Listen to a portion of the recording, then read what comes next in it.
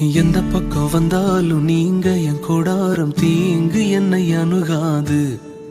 துர்ச்சன பிரவாகம் சூழ்ந்திட வந்தாலும் துளியும் என்னை நெருங்காது.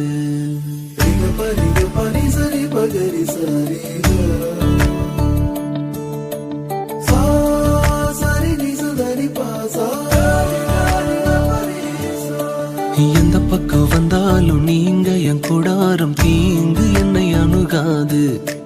துர்ச்சன பிரவாகம் சூழ்ந்திட நின்றாலும் துளியும் என்னை நெருங்காது. சிறு வெள்ளாட்டு கிடை போல் கிடந்தே